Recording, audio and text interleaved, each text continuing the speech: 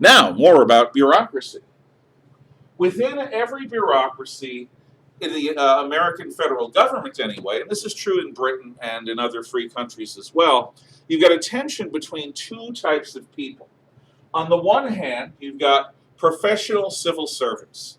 These are people who pass the exams. Yeah, we have exams too, just like the Chinese. But instead of our exams being about philosophy, which is the understanding of how choices lead to consequences, among other things, these are tests about technological or technocratic skills like agriculture or law or diplomatic law, foreign affairs, economics. Economics is a big one. Instead of training people how to think, our bureaucracies train and select people on the basis of their mastery of specific specialty knowledge. The people hired by the system are called professional civil servants, and they're not supposed to be political at all. They're supposed to work for whoever's in charge. If whoever's in charge is as left wing as Woodrow Wilson or Barack Obama, they're supposed to work really hard to do their job, which is to take part in the managing and the administration of the country. And under conservative presidents like Reagan or Trump, they're supposed to work equally as hard. Their job is not politics, their job is the specialty assignments with which they have. These are professional civil servants. And what the term civil servant means, see how civics is hard, they serve the civitas, the city, the state. They serve the country. They serve the people, the Constitution, us. They are not there to rule, they are there to serve. They are civil servants, and their job is to be politically neutral. But when a politician, when any president is elected to office, they want to make sure that their agenda is going to be accepted by the bureaucracy and implemented by the bureaucracy. And what that means is they've got to have people inside these bureaucracies making certain that the president's policies are being fulfilled in thought, word, and deed. So, at various levels of the bureaucracy, there are what are called political appointees. The political appointees are not civil servants. They are people who contributed to or worked on the president's campaign or their political allies. They are people who share the vision of whatever administration's in charge. And what the political appointees are there to do is to motivate and activate the bureaucracy in the service of the president's agenda. So the bureaucracy is staffed by civil servants and managers who are supposed to be politically neutral. And every few years, a new group of political appointees is grafted on for a temporary period of time in order to shape things towards the president's agenda. And then they leave, and another group comes in. See, they're different. And they graft on, and they move things in the opposite direction. But sort of in the middle, trying to hold things to some kind of normality, are the civil service bureaucrats. Now, the appointment of political appointees was called by Andrew Jackson, closest thing that we've ever had to a dictator as president, the spoil system, because he very subtly said, to the victor goes the spoils, and that means I get to hire my political cronies to run the bureaucracy or to staff the bureaucracy or to staff at least several key leadership positions within the bureaucracy. So the bureaucracy contains a majority of professional civil servants and a minority of political appointees. Now, bureaucracies are trusted with a lot of power. And they're given this trust because of the belief that bureaucrats, at their best, are disinterested and incorruptible. You don't hire bureaucrats because they're wild and crazy guys. You hire them because they are nose to the grindstone workers who care about doing a good job and want to do right by the country. They're not there to have their hands filled with money and bribes. They're not there to become famous or rich.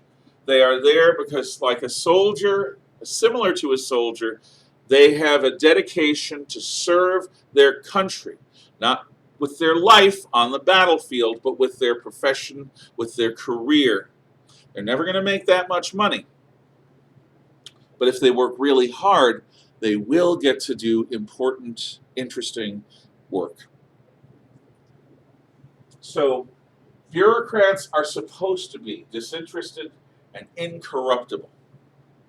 Being human beings doesn't always work out that way. But that's the ideal. That's what they strive for. A political neutrality that is supposed to be absolutely impenetrable. Now, bureaucracies, by their very nature, are sort of like a cocoon.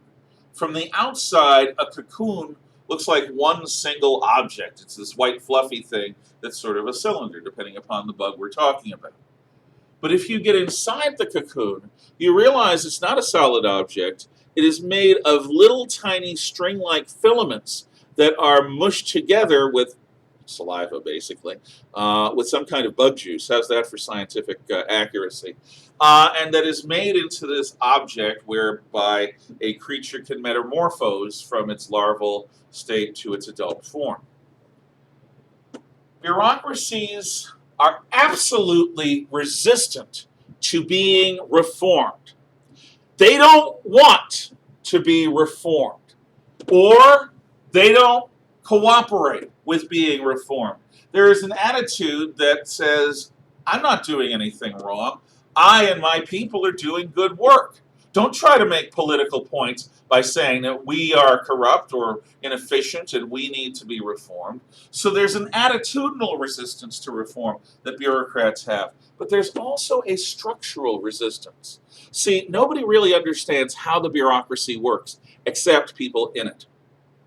Therefore, if you are an outsider that's trying to take hold of this thing and move it in a certain direction, if you say that there's a problem with the bureaucracy and it needs to be cleansed, purged, and reformed, you don't necessarily know how to actually do it.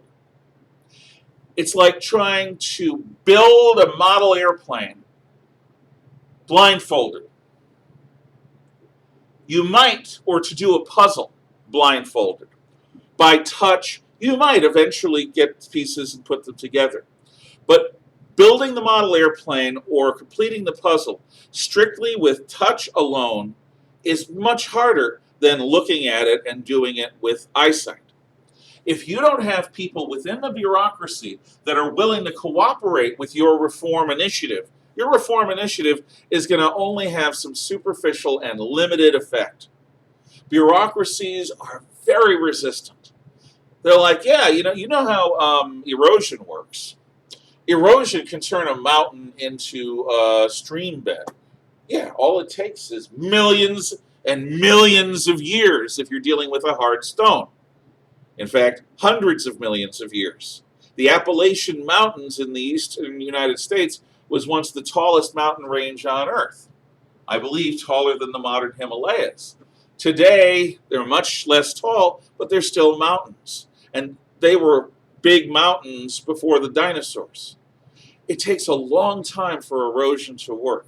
It takes a long and concerted effort between administration and administration and administration and administration that gets elected, presidents and presidents and presidents and presidents that gets elected. It takes a long time for them to begin to erode the resistant bureaucracy and change it.